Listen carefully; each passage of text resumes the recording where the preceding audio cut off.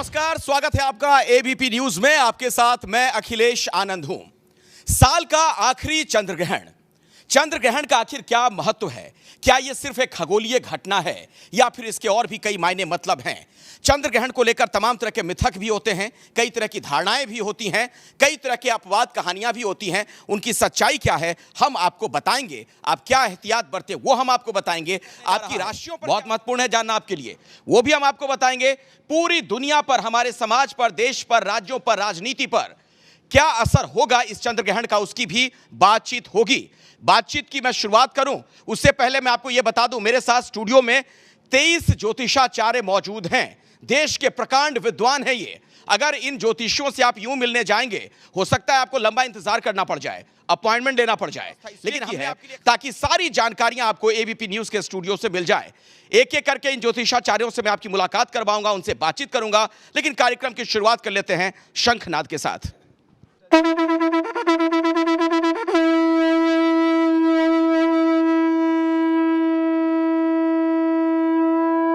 सबसे पहले बातचीत की शुरुआत में करना चाहूंगा इस सवाल के साथ, आप लोगों के पास आऊंगा कि ये इस बार का जो ये चंद्र ग्रहण है, इसको किन मायनों में हम महत्वपूर्ण माने, कैसे समझें? देखिए, चंद्र ग्रहण एक तरह से खगोलीय घटना है और उसका वास्तविक प्रमाण जो है ज्योतिष के दृष्टिकोण से हमारे कोई भी खगोलीय घटना का प्रभाव जीवन पे पड़ना निश्चित है। आप इसको बहुत अध्ययन से देख सकते हैं। और ये घटना जो इस वक्त शरद पूर्णिमा के दिन हो रही है, शरद पूर्णिमा संपूर्ण पूर्णिमाओं के अंतर्गत सबसे श्रेष्ठ पूर्णिमा मानी जाती है। अमृत का शरण इस दिन होता है और ऐसे में चंद्र ग्रहण का पड़ना और साथ साथ मेष राशि में जिस प्रकार से ग्रहों का योगायोग अश्विनी नक्षत्र में ये नक्षत्र ग्रहण पड़ रहा है, ये कई मायनों से बड़ा परिवर्तन का बाद में आऊंगा। पहले छोटे में आप सभी लोगों से जानना चाहूंगा, आप कैसे देखती हैं राखी जी इसको, ये साल का आखिरी चंद्र ग्रहण? देखिए, इससे मौसम में बहुत फ़र्क पड़ेगा। पानी से जुड़ी हुई परेशानियां होंगी, बारिश बहुत हो सकती है और जो लोग यात्राओं पर जा रहे हैं उनको थोड़े से कष्ट हो सकते हैं। चंद्रमा मन का कारक, तो मन भी दुखी हो सकता है, तो इसका असर हमारे पर्सनल जीवन पे, हमारे प्रोफेशनल जीवन पे बहुत ज़्यादा पड़ेगा और जीवन में उथल पुथल तो ज़रूर होगी, पर्सनल लाइफ में भी होगी और माँ के साथ भी रिश्तों को खराब होते हुए आप देखेंगे या माँ की सेहत खराब हो सकती है। किसी अनिष्ट की आहट भी आप इसमें भांपते हैं? साल का आखिरी चंद्र ग्रहण 40 से अधिक देशों पे ये चंद्र ग्रहण का प्रभाव है और ये चंद्र ग्रहण देखा जाए तो 4.5 घंटे का है, यानी सबसे लंबा चंद्र ग्रहण है। और देखा जाए तो अनिष्ट के बारे में बात करें तो विश्व युद्ध को बढ़ाने वाला है, क्योंकि शनिवार रविवार को मेदिनी ज्योतिष के अनुसार जब भी चंद्र ग्रहण या सूर्य ग्रहण लगता है वो अनिष्ट लेके आता है। भी होगा तो प्राकृतिक घटनाएं भी बढ़ेंगी, प्राकृतिक चीज़ें भी होंगी, युद्ध की जो स्थिति है उसमें भी बड़े परिवर्तन आएंगे। और आप देखिए कि 15 दिन पहले ये ग्रहण होकर के चुका है। ग्रहण कभी भी अच्छे नहीं होते, विशेषतः उनके दुष्प्रभावी होते हैं, लेकिन ग्रहण एक कार्य के लिए बड़े अच्छे होते हैं, वो आपके साधना पक्ष के लिए बड़े अच्छे होते हैं। मतलब साधना के लिए अच्छा वक्त है। हाँ बिल्कुल। देखिए, सबसे बड़ी बात कि शरद पूर्णिमा पर 30 वर्षों के पश्चात ये ग्रहण है और जैसा अभी बताया आचार्य जी ने कि बहुत ही विशेष दिन है। 5 योगों का आज के दिन योग है, शश योग है, गजकेसरी योग है, सिद्धि योग है। तो इस तरह से, और शरद पूर्णिमा जैसा कि रास पूर्णिमा, इतने सारे योग हैं, हमारे जीवन में क्या लाएंगे उस पर मैं आता हूँ आगे। सबसे पहले एक कमेंट सबसे ले लेता हूँ। हाँ देखिए, वेद में सिद्धांत ज्योतिष में एक सूत्र है कि भूमेर पिंडः शशांकः ज्ञा कवि रवि कुजे जारकी नक्षत्र संज्ञा। सबसे पृथ्वी के नज़दीक चंद्रमा है जो कि विशेष रूप से चिंता को बढ़ाने वाला है और यहाँ पर स्थिति को देश समुद्र तटीय क्षेत्रों से विभिन्न प्रकार के आक्रमण देश में हो सकते हैं और ऐसे आक्रमण से जो गुप्त आक्रमण होने की संभावनाएं हैं उससे देश को सावधान रहना चाहिए। गुप्त आक्रमण हो सकता है, आपकी क्या गणना है इस पर? सबसे पहले एबीपी न्यूज़ के सभी दर्शकों को बहुत बहुत शुभकामनाएं। यह निश्चित रूप से अद्भुत समय है ये कि अश्विनी नक्षत्र और अश्विनी नक्षत्र जो है और उसके अंदर सबसे कमाल की बात यह कि उसका स्वामी केतु है, सप्तक योग बन रहा है। चंद्रमा, राहु और गुरु जब भी एक साथ होते हैं तो एक तो राहु और गुरु का जो एक मिलन है तो यही एक चंडाल योग है और उसके सामने जो 4 ग्रह और हैं इनका जो प्रभाव पड़ने वाला है, क्योंकि चंद्रमा अश्विनी नक्षत्र में है, सेनापति है ये, इसका स्वामी मंगल है, अधिपति इसके केतु हैं। ये बिल्कुल सही है। हमें एक तो आने वाले भूकंप के प्रति जागरूक होना चाहिए। रूस के 200 वैज्ञानिकों ने शोध किया जब भी चतुर्दशी को ग्रहण आए तो लगभग 35% भूकंप आते हैं, और जब कभी पूर्णिमा या अमावस्या को भूकंप आते हैं या अष्टमी तिथि को भूकंप आते हैं तो 56% भूकंप की समस्या उठ खड़ी होती है, क्योंकि ये अग्नि तत्व में हो रहा है, इसलिए बम भी बरसेंगे, इसलिए युद्ध भी होगा। तो बहुत ज्यादा सावधानी की जरूरत है। मैं आता हूं आपके पास। आपके मुताबिक इस बार साल का आखिरी चंद्रग्रहण क्या कहता है? हर एक आदमी की राशि के ऊपर इसका कहीं ना कहीं जरूर इफेक्ट होता है। और जब पहले सूर्य ग्रहण हुआ था वो 95% तक था। काम करते हैं अब राशियों की, चूंकि आपने बात कर दी है, चर्चा छेड़ दी है, एक एक करके राशियों पे बात कर लेते हैं। पहली राशि पे अगर आप पहली बता मेष राशि से ही शुरुआत करूंगा। दें। मेष राशि वालों को बता रहे हैं आप। तो मैं बताना चाहता हूं कि मेष राशि के अंदर गुरु चंद्रमा का गजकेसरी राजयोग है, और जब गजकेसरी राजयोग केंद्र के अंदर बनता है तो बहुत सारी चीजों को खत्म करता है। लेकिन यहाँ राहु की मजबूरी है। राहु और जो बृहस्पति है, इनका जो एक्सिस है, दोनों अपोजिट हो चुके हैं। राहु यानी 2 दिन बाद यहाँ से ट्रांसफर हो जाएगा, इसलिए मेष राशि वालों को वैसे ये बेनिफिट देने वाला था, लेकिन जिस राशि के अंदर ग्रहण होता है वहां पर वो प्रभावित जरूर होती है। जिस घर में युद्ध होता है वो लोग परेशान होते हैं, इसलिए मेष राशि वालों को थोड़ी सी तकलीफ होगी, मानसिक तनाव बना रहेगा, क्रोध रहेगा। तकलीफ, तनाव, इसे कम कैसे करें मेष राशि वाले? मेष राशि से के लिए अगर हम देखें तो बुध षष्टेश है और दोनों ही तुला राशि में ग्रह युद्ध में बैठे हैं 1 डिग्री के अंतर पर। इससे ये साबित होता है कि स्पाउस से, यानी कि पति पत्नी के बीच में कुछ मनमुटाव, झगड़ा हो सकता है। घर में झगड़े का योग है। मानसिक तनाव बढ़ा हुआ है क्योंकि चंद्रमा को शनि और घर में झगड़े का योग तो लगभग हर जगह रहता ही है, तो उस झगड़े के योग को कम कैसे करें तो बताइए आप, ये संयोग कैसे बन जाए?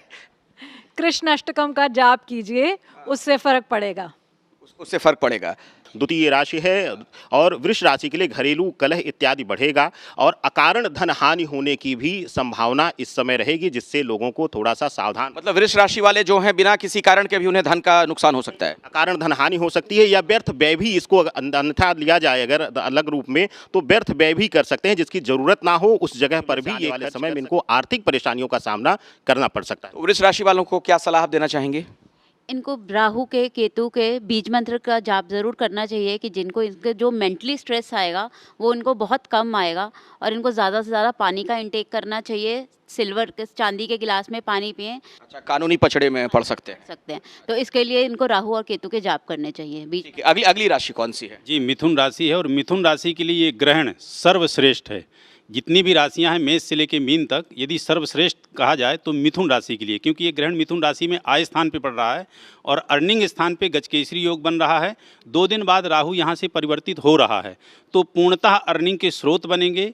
नई कहीं ना कहीं से यदि व्यापार के जो फील्ड में है उनको सफलता मिलेगी, जो जॉब के फील्ड में है उनको निश्चित रूप से सफलता मिलेगी। तो मिथुन राशि हर एक प्रकार से 100% सही रहेगा। तो मिथुन राशि वालों को आप क्या सलाह देना चाहेंगे? राशि वालों के लिए मैं बोलना चाहूँगी, सबसे पहले तो अपनी वाणी पर नियंत्रण रखने की ज़रूरत है इस ग्रहण के दौरान, क्योंकि ऐसी बहुत ज़्यादा स्थितियाँ बन रही हैं कि जो आप अपनों को दुखी कर सकते हैं अपनी वाणी की वजह से। तो सबसे पहले तो आपको जो है बुध का इस समय पे जाप करना चाहिए। चांदी के ग्लास में पानी पीने के साथ साथ चांदी का चकोर टुकड़ा जो है वो आप ज़रूर अपने वॉलेट में या अपने पास आप ज़रूर रखें। अगली राशि कौन सी है? कर्क राशि। कर्क राशि। कर्क राशि वालों के लिए राशि के लिए स्पेशली उनके 10th हाउस में चंद्र, राहु और गुरु का योग बन रहा है। 30 तारीख को ये चंडाल योग दूर हो जाएगा क्योंकि राहु वहां से हट जाएगा। लेकिन एक बात का ध्यान रखें विशेष रूप से कि अष्टमेश नीच की दृष्टि से इसको शनि जो है देख रहा है, तो ये जो अभी गजकेसरी योग की चर्चा हो रही है ये खंडित है, ये पूरी तरह सुरक्षित नहीं है। और राहु केतु को उस पर असर तो हट जाएगा, लेकिन शनि का जो नीच का दृष्टि आएगी ये तंग करेगा। तो क्या करना चाहिए? ऑफिस के कार्यों में इन्हें ध्यान रखना चाहिए, बॉस के साथ मिसअंडरस्टैंडिंग ना हो और अपने मन पे काबू रखें, क्योंकि सूर्य वहां नीच का है और एक राशि परिवर्तन योग भी है शुक्र और सूर्य का। They are exchanging their houses, तो इसमें अपने धन भाव के दृष्टिकोण से ध्यान रखें। और कर्क राशि के जितने भी लोग हैं उनको इस टाइम पे क्या करना है? ओम नमः शिवाय का जाप करना है, महामृत्युंजय मंत्र का जाप करना है। आप एक चांदी का पात्र लीजिए, उसमें आप पानी भरिए और पानी भरने से ओम नमः शिवाय का जाप करके वो अट्यून्ड वाटर अगर आप अपनी बॉडी में ग्रहण करेंगे तो 70% हमारी बॉडी में फ्लूइड्स हैं, तो पॉजिटिव इसमें डेवलपमेंट होंगी, पॉजिटिव चेंजेस आएंगे। अगली राशि सिंह राशि है। सिंह राशि के लिए भी ग्रह ये जो ग्रहण है श्रेष्ठ है, कोई खराब नहीं है, जैसे अभी मिथुन के लिए था।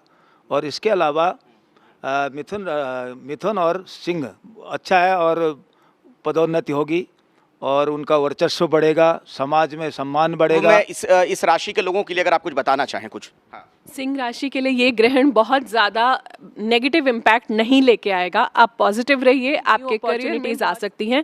कोई भी नया प्रोजेक्ट जो है दैट कैन इनिशिएट, वो आपका इनिशिएट हो सकता है। ओवरऑल आपके फाइनेंशियल गेन्स भी होंगे। इस पूरे ड्यूरेशन में आप आदित्य हृदय स्तोत्रम का पाठ कर सकते हैं, सूर्य गायत्री मंत्र कर सकते हैं, आप सूर्य नमस्कार कर सकते हैं, अपने फादर की ब्लेसिंग्स लेते रहिए। अगली राशि कन्या राशि। कन्या राशि के जो जातक हैं, इनका कर्म का जो स्वामी है वह आय हाउस में बैठे हैं, इसलिए धन आगमन का अच्छा योग बनता है। अगले 15 दिन तक कन्या राशि वाले जातकों के लिए धन आगमन का अच्छा स्रोत बनता है। अपने जीवन में त्रिपुर सुंदरी राजराजेश्वरी का यह महामंत्र ओम श्रीम श्रीय नमः, यह त्रय अक्षरी महामंत्र है। इसका जितना ज़्यादा से ज़्यादा जप करें लाभ की प्राप्ति होगी। और साथ ही साथ गौ सेवा करें, गौ माता को हरा चारा खिलाएं तो निश्चित तौर पर प्रभु श्री राम की कृपा होगी। अष्टम भाव में पड़ रहा है, तो यहाँ पर एक चीज़ बताना चाहेंगे, महामृत्युंजय का जाप करना बहुत अच्छा रहेगा, क्योंकि हर किसी के पास जो है ये सारी सुविधाएं नहीं होती हैं कि हम चांदी का कुछ कर लें या फिर कुछ अलग से कुछ। तो महामृत्युंजय का जाप आपने जो है रुद्राक्ष की माला पे करना है। मूली लीजिएगा पत्ते के साथ में, क्योंकि पत्ते जो है बुध हो गया और मूली जो है राहु का प्रभाव हो गया। इनको अपने ऊपर से उसार कर ग्रहण के समय आपने रख देना है। चावल, दूध, इन सब का जो है दान करना है। गर्भवती महिलाओं को विशेष कर ध्यान देना है, क्योंकि यहाँ पर एक तो इनको वाहन अगर चला रहे हैं तो सावधानी बरतने की जरूरत है। अगली राशि कौन सी है? देखिए, अगली तुला राशि है। अश्विना तेजसा चक्षुः प्राणान सरस्वती वीर्यम वाचिंद्रो वलेनिंद्राय दद्धुरिंद्रियम। तुला राशि के जातक जो हैं, इनको विशेष रूप से अपने स्वास्थ्य का ध्यान रखने की आवश्यकता है, क्योंकि मेष से सप्तम दृष्टि पश्यन्ति सप्तमम सर्वे शनि जीव कुजादयः। तो एक पाद दृष्टि दसवें तृतीय और संपूर्ण दृष्टि सम सप्तमे चा। संपूर्ण दृष्टि सप्तम पर पड़ने के कारण यहाँ राहु और गुरु का जो योग बन रहा है यह भी विशेष शुभ नहीं है। चंद्रमा के साथ में जो योग बन रहा है ग्रहण, वो तो शुभ है ही नहीं। तो ये सारी स्थितियों को देखकर दाम्पत्य जीवन को प्रभावित किया अवश्य रूप से होगा। और यदि दोनों पति पत्नी नौकरी में हैं तो जिसकी तुला राशि है उसके, या अथवा जिसकी मेष राशि है उसके जीवन साथी की, जातक है या जातिका है, नौकरी की समस्या आ सकती है। धन का बहुत व्यय नहीं करना है, बड़ा इन्वेस्टमेंट नहीं करना है, धन का नुकसान होने की संभावना। तुला राशि वालों को आप क्या सलाह देना चाहेंगे? देखिए, हमारे यहाँ किसी भी आपत्ति विपत्ति से निवारण करने के शास्त्रीय सिद्धांत हैं। जब से पूर्व में आपको स्नान करना चाहिए, तीर्थाटन करना चाहिए, और ग्रहण के मध्य में आपको यज्ञ करना चाहिए, ग्रहण के पश्चात में दान करना चाहिए। तो जो ग्रह जनित वस्तुएं हैं उनका दान करने से उसका शमन होता है। जब आप मध्य में उसका यज्ञ करते हैं तो मंत्र जप के साथ में उनका यज्ञ करते हैं। और तीर्थाटन करने से आपके शरीर की जितनी जल जो है, जल एक ऐसी स्थान होता है जहाँ दोष नहीं आते, जो सारे दोषों का शमन करने की शक्ति रखता है। हम अगर रोज स्नान नहीं करेंगे तो अनेक प्रकार के रोगी हो जाएंगे, इसलिए तीर्थाटन। कौन सी है जरा बताइए? अगली राशि वृश्चिक है। और देखिए, वृश्चिक के छठे भाव में ये ग्रहण पड़ रहा है। छठे भाव में चंद्रमा का गोचर वैसे भी शुभ नहीं मानते हैं, तो बहुत सावधानी रखनी है। इनको, इनके शत्रु हो सकते हैं, रोग ऋण किससे संबंधित इनको परेशानी हो सकती है, तो इनको अपने स्वास्थ्य का ध्यान रखना है, वाणी पर संयम रखना है। आपकी क्या सलाह है? देखिए, वृश्चिक राशि भारत के लिए बड़ी महत्वपूर्ण है इस वक्त, क्योंकि हमारे प्रधानमंत्री जी की ये राशि है।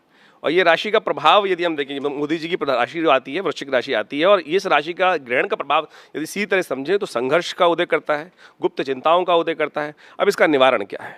ग्रहण बहुत शुभ दिन हो रहा है, कोजागरी की रात। जागत है सो पावत है, जो सोवत है सो खोवत है। और कहा जाता है कि इस दिन, कोजागरी के दिन, इंद्र पर जो ऐरावत पर आरूढ़ होकर महालक्ष्मी पूरे संसार का भ्रमण करती हैं। और उस दिन जो दिव्य अथर्व शीर्ष का पाठ करता है उसके जीवन से महालक्ष्मी कृपा भी प्राप्त होने के योग बनते हैं। और ये जो ग्रहण का काल रहेगा 1.5 घंटे का, महत्वपूर्ण रहने वाला है। ऐसे में जो गुप्त चिंताएं, उसके लिए सबसे श्रेष्ठ ये रहेगा कि आप विशेष तौर पर अपना तुलादान कर दें। सबसे श्रेष्ठ दान तुलादान, अन्न का दान ही है। मैं उस पे आता हूं, लेकिन अगली राशि की बात कर लेते हैं। धनु राशि की बात करें और अगर आप धनु राशि की हैं और महिला हैं तो ये ग्रहण आपके लिए एक अचानक से बहुत खर्चे ला सकता है। अगर आप स्टूडेंट्स हैं तो स्टूडेंट्स के लिए अच्छा नहीं है, जैसे कि पीछे तोशिका ने कहा, युवा जो हैं वो सुसाइड अटेम्प्ट कर सकते हैं इस टाइम पर। और जो बड़ा राजनीतिक जोड़ा हो या बड़ा कोई फिल्मी हस्ती हो, उनका तलाक की खबरें हमें आ सकती हैं। धनु राशि वालों के लिए हेल्थ, खासकर उनका पेट खराब होता हुआ दिखाई दे रहा है। कैसे परिवर्तित करें, उसके लिए कोई सलाह देना चाहेंगे आप?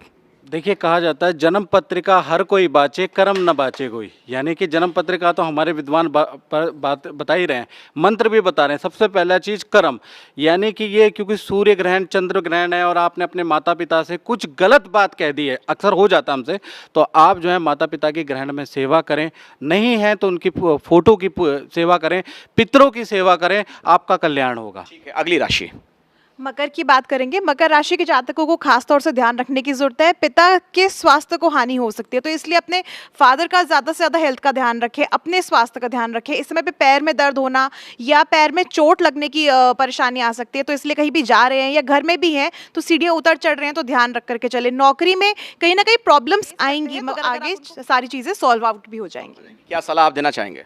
देखिए, सलाह की जहाँ तक बात है, इसमें हमारे यहाँ एक बड़ी प्रसिद्ध युक्ति है। वो कहते हैं सूर्य को राहु से बचाया, चंद्रमा को मस्तक पर लगवाया, मंगल के पराक्रम को जगाया, बुद्ध के और गुरु के विवेक को जगाया, शुक्र को दैत्याचार्य बनाया, शनि को लंका से छुड़ाया, राहु केतु करते जिन्हें नित्य प्रणाम, वही हैं हम सभी को ग्रहण से बचाने वाले।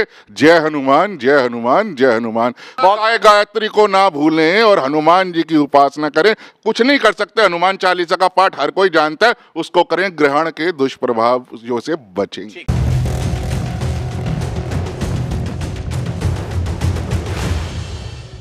अगली राशि के लोगों को क्या कहना चाहेंगे आप? राशि वालों के लिए कुंभ राशि।